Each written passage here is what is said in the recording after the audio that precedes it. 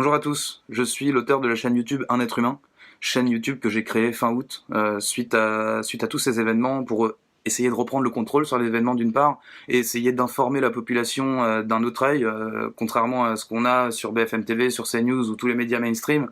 Donc j'ai essayé d'apporter un petit peu un œil nouveau sur l'actualité. C'est dans cette optique que là, je vais vous faire un petit retour sur ce qui se passe en Suède, à Stockholm en l'occurrence, puisque je suis arrivé sur Stockholm il y a 3 semaines. Je suis parti parce que la situation devenait insupportable en termes de restrictions individuelles en France, et je revis depuis que je suis là, et c'est peu de le dire. Je vais quand même vous faire part aussi des points négatifs. Il y a des points négatifs, c'est-à-dire qu'en termes de vie privée, il y a moins de vie privée ici qu'en France. C'est-à-dire que tout est un petit peu ouvert. Il y a même un site qui s'appelle ita.se, vous pouvez avoir, vous tapez le nom de quelqu'un et vous avez ses encours bancaires, ses crédits, son adresse. Enfin, c'est assez intrusif quand même.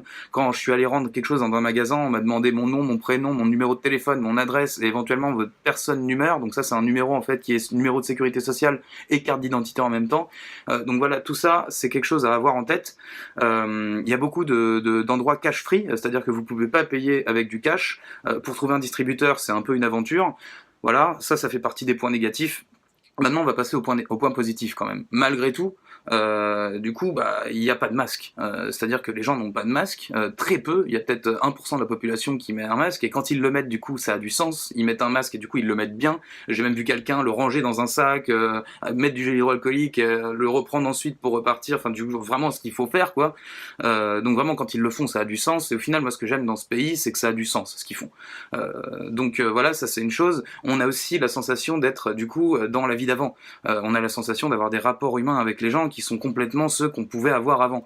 Donc il n'y a pas de masque, donc il y a des sourires, donc il y a de l'humanité, donc il y a des individus libres, contrairement à une société de citoyens solidaires, comme aimerait notre président de la République. J'ai repris les transports pour la première fois depuis le mois de mars, donc là j'étais dans le métro tout à l'heure et je peux encore vous le garantir, très peu de gens ont un masque. Peut-être 1-2% des gens dans le métro ont un masque. Je vous parle même pas du respect de la distanciation physique, parce que c'est pas social de se distancier, hein. C'est pareil, c'est beaucoup moins respecté ici. Quand on vous dit en France, ouais, mais les Suédois ils en ont pas besoin, etc., de toutes ces règles, parce que de toute façon ils respectent tout eux-mêmes, c'est totalement faux. Sachant que quand on vous dit que les Français n'écoutent rien, c'est totalement faux aussi. Moi j'ai vu la différence de mes propres yeux, et les Français écoutent beaucoup plus que les Suédois. Alors forcément, du coup les Français, on leur met une amende de 135 € s'ils mettent pas leur bout de tissu sur le nez. Donc voilà, c'est clair que ça force à écouter un petit peu, mais c'est faux de dire qu'ici ils écoutent beaucoup plus. C'est faux. Moi je vois plein de gens qui me croisent, qui me frôlent, alors que moi je fais attention parce que justement j'arrive dans un pays où je suis étranger, j'essaie de m'adapter aux coutumes locales et j'essaie de pas pénétrer dans la bulle des gens, donc je fais attention, mais malheureusement je passe un peu pour un taré, hein. Donc voilà, il y a des faux préjugés aussi sur les puces. Sachez que c'est pas vrai que tout le monde est pucé ici, tout le monde n'a pas de puce RFID, etc. C'est faux de dire ça. Il y a très peu de gens qui en ont. Il y a eu des tests sur 3000 personnes. Voilà, alors c'est un pays, il y a 10 millions d'habitants, certes, d'accord, mais 3000 personnes, c'est pas toute la population, hein. On va pas se mentir. Il y a aussi quelque chose de très important ici, c'est qu'on a, je me considère déjà comme un Suédois, ils ont Anders Tegnell, à savoir un épidémiologiste très réputé, qui est écouté, c'est un peu le Didier Raoult, le professeur Raoult en France, sauf qu'en fait il est écouté par le gouvernement, depuis le début. Il y a une cote de popularité pour ce gars-là qui est à 72-74% à peu près, donc c'est pour vous dire à quel point il est apprécié par la population. Du coup, ça donne qu'il y a une confiance des gens dans le gouvernement, et il y a une confiance du gouvernement dans le peuple. Ce qui fait qu'il y a une espèce de bonne santé mentale ici. Faut savoir qu'ici, la première ministre, elle avait été virée parce qu'elle avait acheté une barre de Toblerone avec la carte du parti.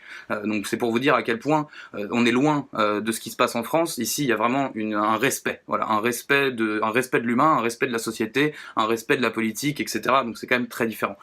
Là, je vous parle même pas de la liberté de la presse, hein. La Suède, elle est classée 4e au classement mondial de la liberté de la presse, alors que la France, je crois qu'elle est derrière le Zimbabwe, si je dis pas de bêtises, et on est plus de 34e ou quelque chose comme ça. Il y a autre chose aussi dont j'aimerais vous parler, et je vais finir là-dessus, c'est que ici, pour imposer un confinement, contrairement à ce que sous-entend Monsieur Véran, c'est totalement faux, il n'y a pas de confinement ni quoi que ce soit. Les bars, ok, ils sont fermés à partir de 22h30, les écoles là sont fermées pour un mois quand les enfants ont plus de 13 ans.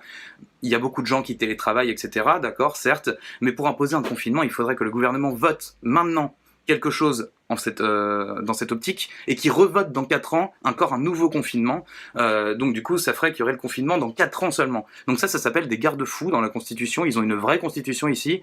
Ils marchent pas dessus, ils s'essuient pas les pieds dessus. C'est vraiment très important.